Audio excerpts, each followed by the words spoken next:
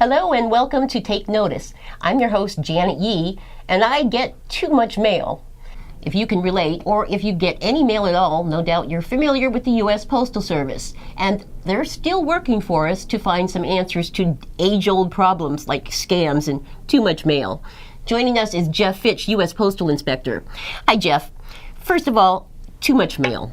I get so much of it, I miss things because I don't go through it all. There's so much junk.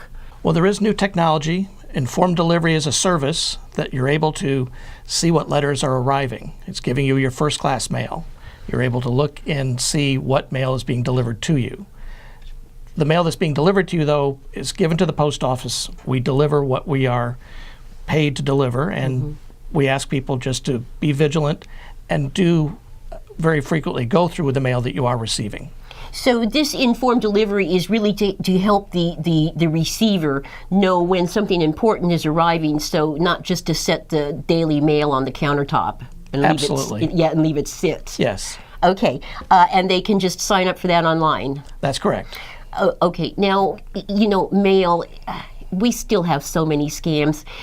People are mostly alert to watch for scams online. The suspects that are behind these mail fraud scams utilize the computer, the phone, and the mail. And we're asking people to be vigilant and to look out for each other. If a neighbor, a loved one, or you receive something that doesn't quite look right, take a second look and contact, if it involves the mail, postal inspectors. We're the law enforcement arm of the post office. The mail fraud statute was actually passed after the Civil War. The scams are basically, in many ways, the same. The technology has changed. But you will get involved when? If the mail is caused to be used or is used.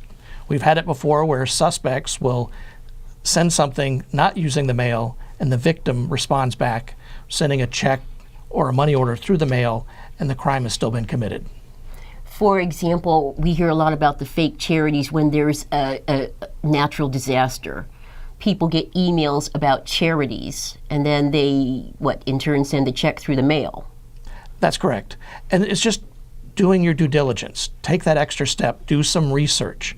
And many times the people involved in these fraud scams will utilize almost all of a legitimate email address. So take that extra step, look at everything, do your due diligence. So really, the Postal Service can't, with the volume that's coming through, it can't be the eyes and ears all the time. You need people to be alert. Absolutely. And we need people, though, when they spot something, to report it to us.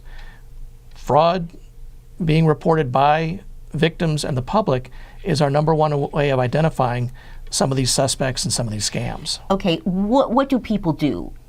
Contact you? What happens? You can utilize our email address, which will be put up on the screen. You can also utilize our 24-hour number, which is 877-876-2455. And it has instructions on there if you want to make an online report to postal inspectors about mail theft or mail fraud. What about mail theft? We hear so much about porch pirates, guys taking packages off people's porches. Do you guys do anything to get involved in that? We do investigate any type of mail theft, and if it includes the U.S. mail, it's critical to report those if a package has been stolen. The other thing you can do is utilize technology. If there's tracking information, you can have the parcel held at the post office. You can have the parcel redirected. So the key is, if you're inspecting something of value, take that extra step. What about things that are being mailed? What's legal and not legal? There are a laundry list of items that are mailable that may be surprising. There's also a number of items that cannot go by mail. We have people that have mailed fireworks. We've had people mail controlled substances. Both of those things are non-mailable. What about things that are being mailed that the average person would mail that's not necessarily doing something illegal or illicit? You mentioned detergent, people sending really odd things. What do they have to be careful with? Well, it's all based on how it is packaged. That we have many things that move through the postal system, and if it's coming from a vendor that is properly packaged, goes through the system with no issues. The items that are sometimes repackaged or used in a parcel or envelope that is not the first time it's gone through the postal system, many times those things don't make it.